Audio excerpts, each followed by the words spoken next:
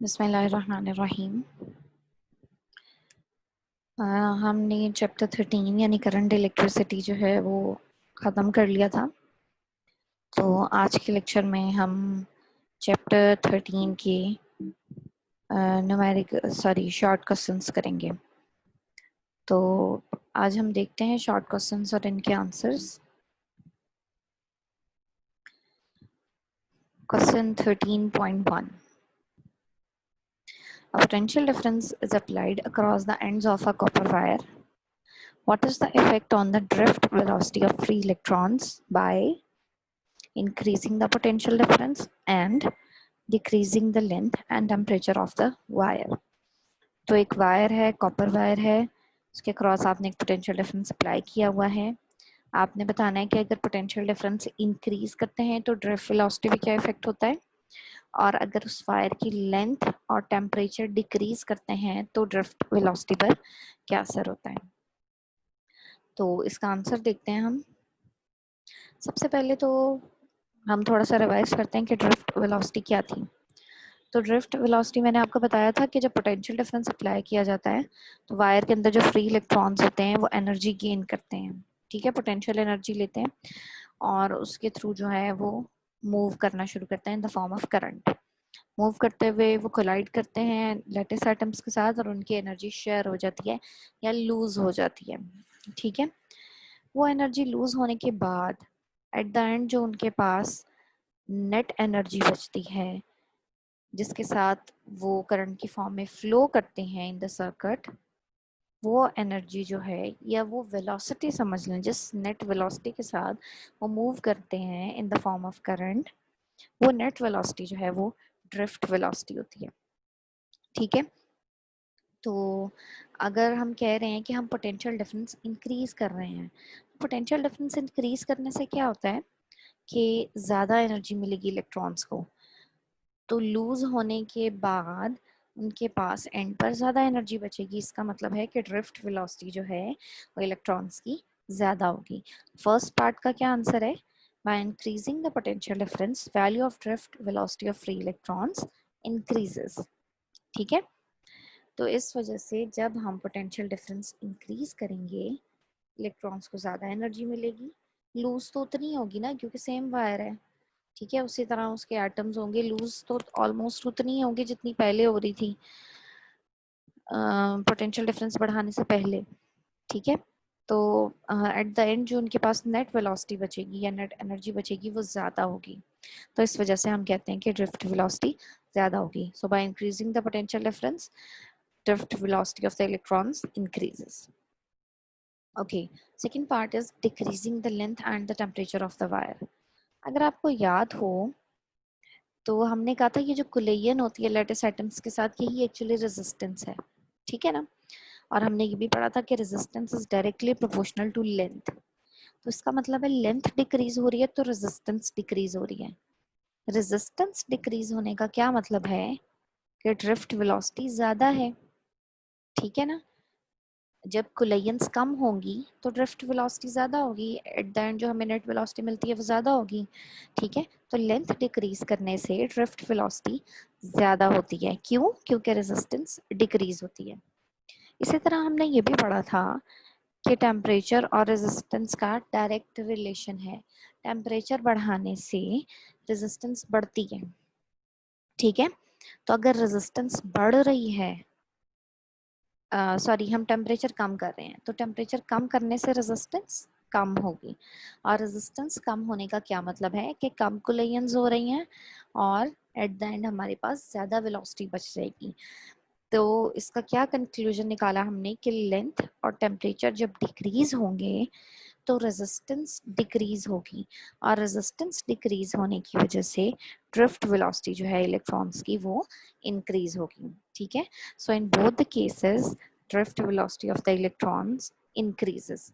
जब आप इसका आंसर पेपर में लिखेंगे तो आपने इनकी थोड़ी सी एक्सप्लेनेशन भी देनी है, जैसे मैंने अभी आपको बताई है ना। ये हमारा क्वेश्चन 13.1 था।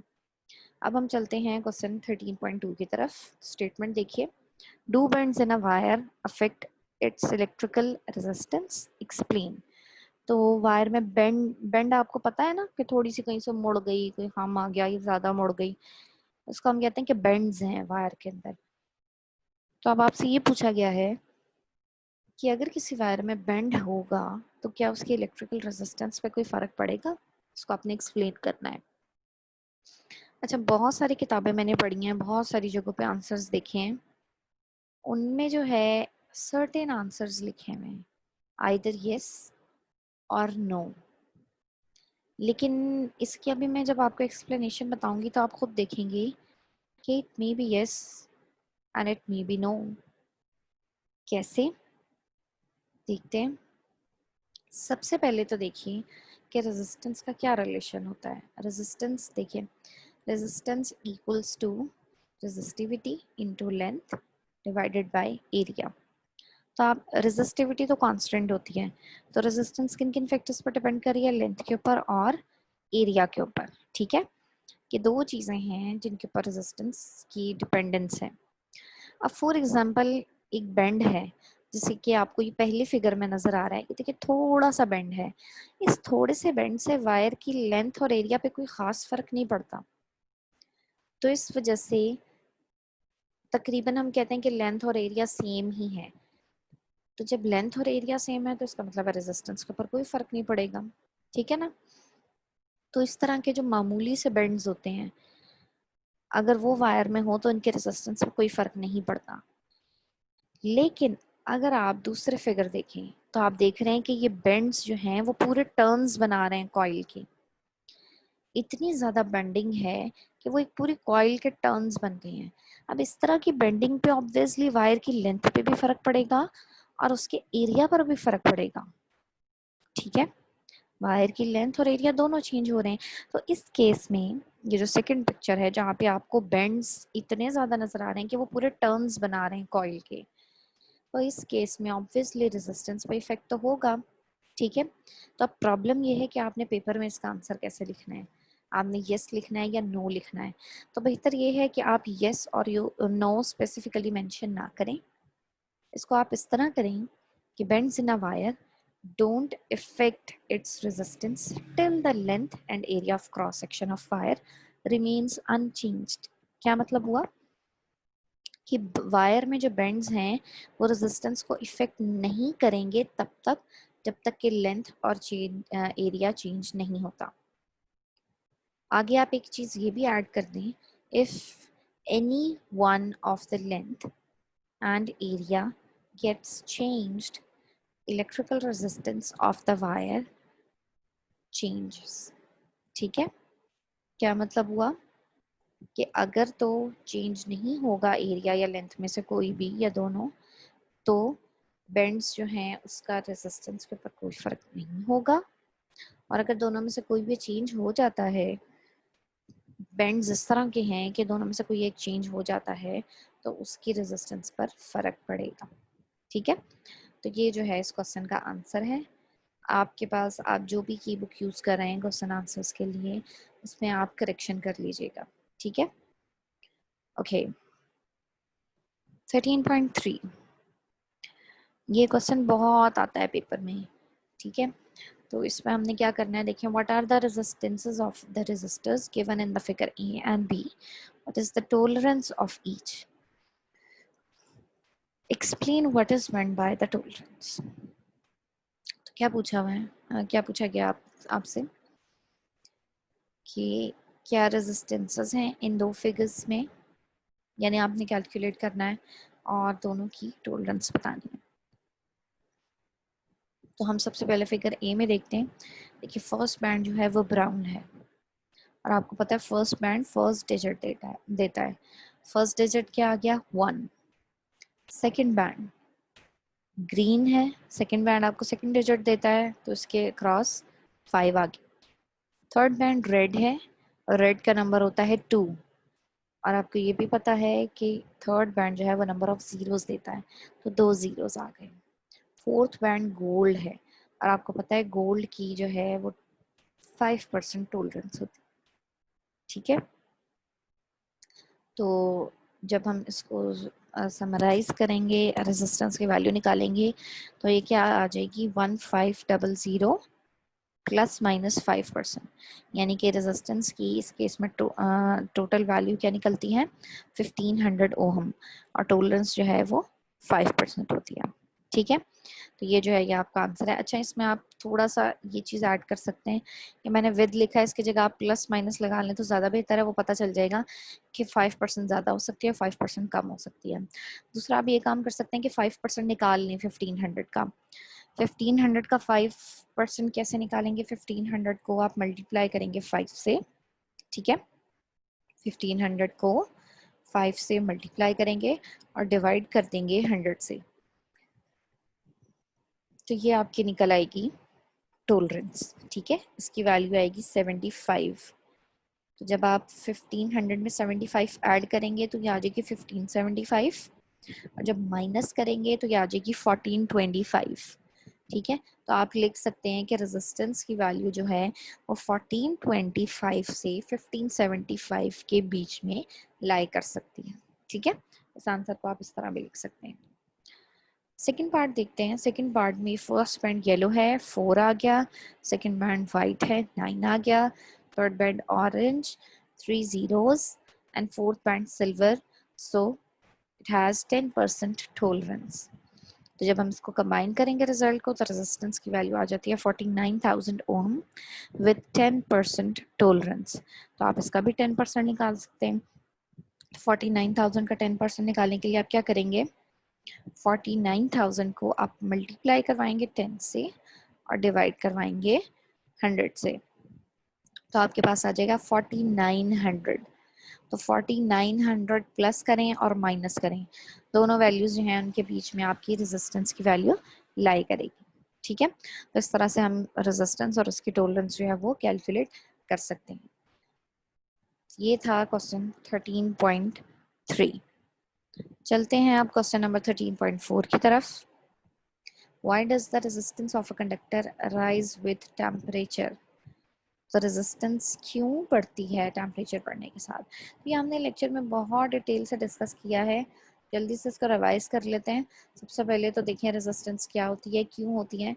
रेजिस्टेंस जब इलेक्ट्रॉन्स लैटिस एटम्स के साथ कोलाइड करते हैं उस वक्त जो है वो ऑफर होती है, उसको हम कहते हैं एक्चुअली कि ये रेजिस्टेंस है। ठीक है, तो टेम्परेचर बढ़ने से क्या होता था? टेम्परेचर बढ़ने से जो लेटिस एटम्स हैं उनकी वाइब्रेशनल मोशन इंक्रीज करती हैं, यानी कि वो ज़्यादा एम्पलीट्यूड के साथ वाइब्रेट करेंगे। ठीक है, तो vibrational motion of atoms increases, जिसकी वजह से एम्पलीट्यूड ऑफ वाइब्रेशन इंक्रीजेस, और जब एम्पलीट्यूड ऑफ वाइब्रेशन बढ़ जाएगा, वो ज़्यादा एरिया में वाइब्रेट कर रहे हैं, तो इसका मतलब है कि इलेक्ट्रॉन्स के उस एटम के साथ कोलाइड करने के चांसेस भी बढ़ जाएंगे। ठीक है, so collision probability with electrons increases, और इसकी वजह से जब चांसेस बढ़ गए कोलिजन के तो इसका मतलब है कि रेजिस्टेंस बढ़ गई है। ठीक है, तो इस वजह से resistance of the conductor increases. तो ये जो है ये इसका आंसर है। अच्छा, आप इसको पैराग्राफ की फॉर्म में लिखिएगा, मैंने पॉइंट्स बनाए हैं ताकि हमें गो थ्रू करने में थोड़ी सी आसानी हो। तो हमने पॉइंट्स की फॉर्म में नहीं, इसको पैराग्राफ की फॉर्म में लिखना है। ठीक है, ये था 13.4।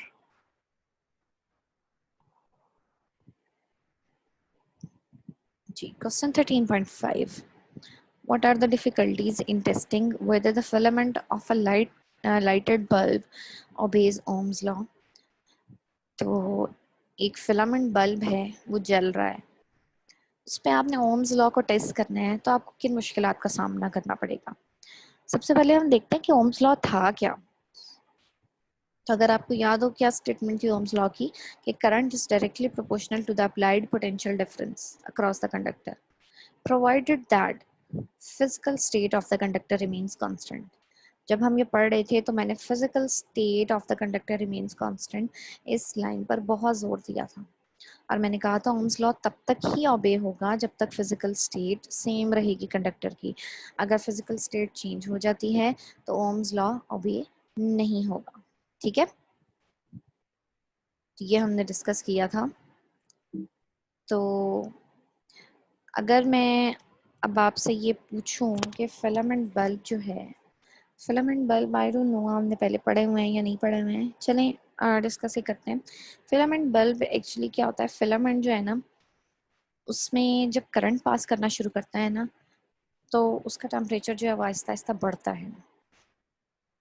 इसी वजह से जो है बल्ब जो है वो ग्लो कर रहा होता है। ठीक है, उसमें से लाइट एमिट हो रही होती है, करंट पास करता है, टेम्परेचर बढ़ता है। और जब टेम्परेचर बढ़ गया तो इसका मतलब है कि फिलामेंट जो है, फिलामेंट बल्ब जो है, उसकी फिजिकल स्टेट तो सेम नहीं रही। ठीक है, जब फिजिकल स्टेट सेम नहीं रही तो ओम्स लॉ जो है वो वैलिड नहीं रहता वहाँ पर। तो इस वजह से क्या होता है कि आपकी जो फिजिकल स्टेट है वो ख़राब होने की वजह से या चेंज होने की वजह से ओम्स लॉ ओबे नहीं हो रहा होता। और जब वो ओबे ही नहीं हो रहा तो हम उसको टेस्ट कैसे करेंगे? ठीक है ना। तो ये जो है ये प्रॉब्लम हमें इसका सामना करना पड़ता है। क्या प्रॉब्लम है? सॉरी,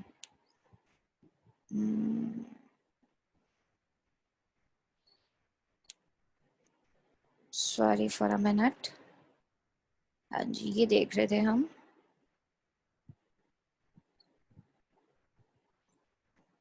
जी, तो जब फिजिकल स्टेट ही सेम नहीं रह रही और ओम्स लॉ ही ओबे नहीं हो रहा तो आप उसको चेक कैसे करेंगे?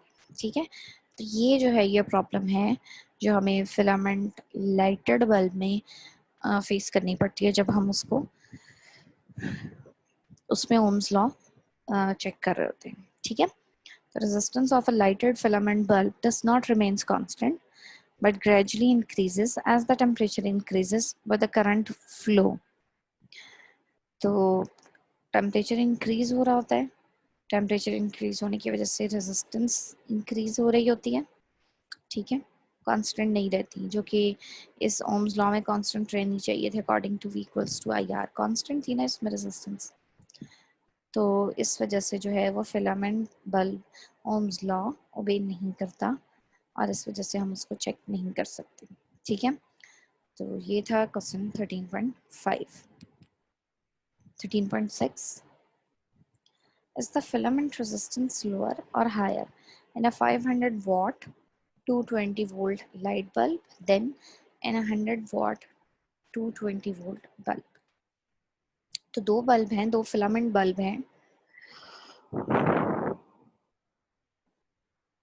आपने ये बताना है कि इन दोनों में किसके रेजिस्टेंस जो है वो हायर है और किसकी लोअर है। ठीक है, तो पहले केस में 500 वॉट पावर दी हुई है और 220 वोल्ट वोल्टेज दिया हुआ है। दूसरे बल्ब के लिए 100 वॉट पावर है और 220 वोल्ट बल्ब है। तो देखते हैं, अगर आपको याद हो पावर किसके बराबर थी, V²/R। ठीक है, इसको ज़रा रीअरेंज करें रेजिस्टेंस के लिए, हमारे पास क्या आ जाएगा, V²/T। ठीक है,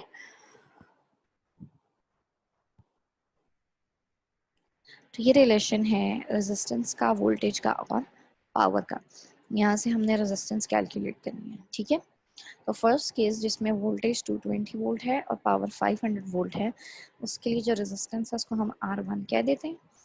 और वो जब हम ऊपर जो फार्मूला हमने एक्सट्रैक्ट किया उसे कैलकुलेट करेंगे तो इट वुड बी 96.8 ओम।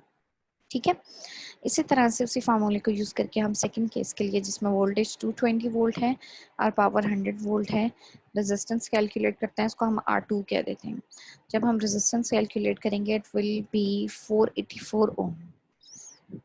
तब आप देख रहे हैं किस में रेजिस्टेंस ज़्यादा है, सेकंड वाले केस में 484 ओम जो है। ठीक है, तो इसका क्या मतलब हुआ कि resistance in 500 what and 220 volt bulb is lower then in 100 what 220 volt bulb. ठीक है, तो जो फर्स्ट केस था जिसमें पावर 500 वॉट थी, वोल्टेज तो दोनों में सेम है ना, 500 वॉट वाली बल्ब में पावर सॉरी रेजिस्टेंस जो है वो कम है और 100 वॉट वाले बल्ब में 100 वॉट पावर वाले बल्ब में रेजिस्टेंस जो है वो ज़्यादा है। ठीक है, it was 13.6। alright, 13.7, describe a circuit which will give a continuously varying potential। आपने एक ऐसा सर्किट बताना है जो continuously varying potential देता है। तो अगर आपको याद हो, इस चैप्टर के अंदर हमने दो ऐसे सर्किट पढ़े हैं, एक रियोस्टैट और एक potentiometer.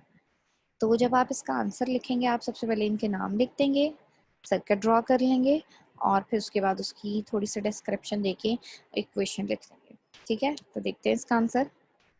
Potentiometer and rheostat both can give continuously varying potential. ठीक है, फिगर देख लेते हैं। ये फिगर नजर आ रहा है, ए और बी फिक्स टर्मिनल है। आपने इसी तरह फिगर बनानी है, एक पहले सिंपल सी फिगर बना देनी है, दूसरी उसको पूरा सर्किट में लगा के बनानी है। ठीक है, तो ए और बी जो है फिक्स टर्मिनल है, सी स्लाइडिंग कॉन्टेक्ट है।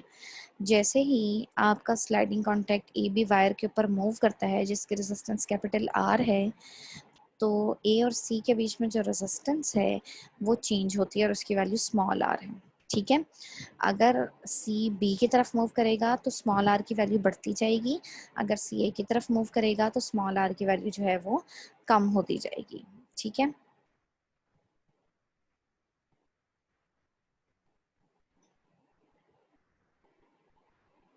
और इसके लिए जो हमने इक्वेशन लिखी थी, इट वाज, सॉरी ये स्लाइड्स में थोड़ी सी प्रॉब्लम हो रही है। इसके लिए जो हमने इक्वेशन लिखी थी, ये जो सेकंड सर्किट है फिगर बी में, वो इक्वेशन क्या बनी थी? सबसे पहले तो हमने देखा था करंट की वैल्यू क्या है। तो अगर हम ऊपर वाला सर्किट देखें, स्लाइडिंग कॉन्टैक्ट को भूल जाएं थोड़ी देर के लिए, तो क्या आता है, E equals to I R, वहां से आप आई निकालेंगे तो क्या आ जाएगा, E ओवर आर। ठीक है, फिर अब आप स्लाइडिंग कॉन्टैक्ट को बीच में इंक्लूड कर लें, और जब उस सर्किट को आप देखेंगे तो अब इस सर्किट में जो रेजिस्टेंस होगी वो स्मॉल आर होगी। तो क्या होगा, V equals to I small r. I की वैल्यू जो आपने पहले निकाली थी वो क्या थी, वो थी E ओवर आर। इस वैल्यू को लगाएं तो हमारे पास क्या आ जाता है, E equals to V small R over R. तो यहाँ से आप v के लिए इक्वेशन को रीअरेंज कर सकते हैं या e के लिए ही रहने दें। तो ये वो एक्सप्रेशन था जो हमने डराइव किया था, और उसमें क्या होता है कि जैसे ही r a से सॉरी जैसे ही c a से b की तरफ मूव करता है, स्मॉल r की वैल्यू 0 से लेकर कैपिटल R तक चेंज होती है। और इसी वजह से जो है, इस इक्वेशन के अकॉर्डिंग,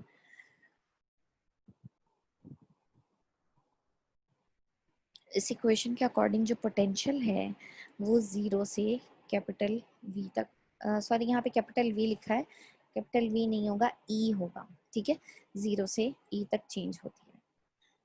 तो 0 से कैपिटल R तक रेजिस्टेंस चेंज हुई तो पोटेंशियल आपका 0 से कैपिटल E तक चेंज होगा। ठीक है, ये जो कैपिटल V लिखा हुआ है, ये एक्चुअली जो है स्मॉल r की वजह से प्रोड्यूस होने वाला पोटेंशियल है। ठीक है, सो ये वाला जो सर्किट है ये आपको कॉन्टिन्यूसली वेरिंग पोटेंशियल देता है। रियोस्टैट और पोटेंशियोमीटर का जो सर्किट है वो एक ही है। ठीक है, तो इस वजह से मैंने एक ही बनाया है। तो आपने इस तरह एक सेपरेट सर्किट बनाना है विदाउट बैटरी, विदाउट कनेक्शंस, और फिर आपने दूसरा सर्किट बनाना है जिसमें आपके पास बैटरी भी लगी हुई हो। ठीक हो गया, ये था 13.7। 13.8, 13.8 क्या है, explain why the terminal potential difference of a battery decreases when the current drawn from it is increased। सबसे पहले हम ज़रा थोड़ा सा रिवाइज कर लेंगे, टर्मिनल पोटेंशियल डिफरेंस क्या था। आपको याद होगा जब हमने ईएमएफ पढ़ी थी, वहाँ हमने देखा था कि बैटरी की एक इंटरनल रेजिस्टेंस होती है। तो बैटरी जो एक्चुअली वर्क डन करवा रही होती है या एक्चुअल एनर्जी सप्लाई कर रही होती है, वो उसकी ईएमएफ थी, और उसकी इंटरनल रेजिस्टेंस से कंज्यूम होने के बाद जो टर्मिनल्स के ऊपर आपको एनर्जी मिलती थी या जो वर्क डन किया जा रहा होता था टर्मिनल्स के ऊपर, वो टर्मिनल पोटेंशियल डिफरेंस था। ठीक है, ये ईएमएफ और टर्मिनल पोटेंशियल डिफरेंस में डिफरेंस था। और जब हमने उसका एक्सप्रेशन लिखा था तो वो हमारे पास आया था V T equals to E minus I R. ठीक है, where Vt is the terminal potential difference, E is the EMF, R is the internal resistance of the battery, and I is the current drawn from the circuit। ठीक हो गया, तो जब भी कोई EMF ई की बैटरी आप सर्किट के अंदर लगाएंगे और उसकी इंटरनल रेजिस्टेंस आर होगी, तो सर्किट में से फ्लो करने वाला करंट आई होगा। ठीक है, अच्छा अब आपसे ये पूछा गया है कि जब ये करंट सर्किट में से ड्रॉ होता है या फ्लो करता है तो क्यों पोटेंशियल डिफरेंस, क्यों पोटेंशियल डिफरेंस या टर्मिनल पोटेंशियल डिफरेंस क्यों डिक्रीज होता है। तो इसकी वजह इस इक्वेशन से ही हम देख लेते हैं। जब करंट बढ़ेगा, सर्किट में से फ्लो कर रहा है, तो ये जो फैक्टर है I इंटू आर, ये भी तो बढ़ेगा। इंटरनल रेजिस्टेंस तो कांस्टेंट है ना, ठीक है। I की वैल्यू बढ़ रही है तो इसका मतलब है आई आर की वैल्यू बढ़ रही है, ई की वैल्यू भी फिक्स रहेगी। तो जब ई में से आप एक बड़ी वैल्यू माइनस करेंगे तो आपके पास आंसर क्या होता जाएगा, कम होता जाएगा, ठीक है। फॉर एग्जाम्पल ई की वैल्यू आपके पास 10 वोल्ट है, ठीक है, और आई आर का आंसर जो है वो सपोज पहले आ रहा था 5, 10 - 5 वी टी की क्या वैल्यू आ जाएगी, 5 वोल्ट, ठीक है। फिर जब करंट बढ़ा तो सपोज उसकी वैल्यू 7 हो गई, तो 10 - 7 3, तो वी टी की क्या वैल्यू हो गई, 3 हो गई, ठीक है। तो जब करंट कम था तो हमारे पास वी टी की वैल्यू 5 आ रही थी, जब करंट बढ़ा तो हमारे पास वी टी की क्या वैल्यू आ रही है, 3 आ रही है। इसका क्या मतलब है, टर्मिनल पोटेंशियल डिफरेंस डिक्रीज हो रहा है, ठीक है। तो इस वजह से जब करंट फ्लो करता है सर्किट में से तो आई आर की वैल्यू बढ़ती है, और जब हम उसको ई में से माइनस करते हैं तो वैल्यू कम होती जाती है, इसलिए टर्मिनल पोटेंशियल डिफरेंस जो है वो डिक्रीज करता है, ठीक है। So this is why the terminal potential difference decreases when current drawn from the circuit increases. तो देखिए according to equation, when current I drawn from the circuit, sorry,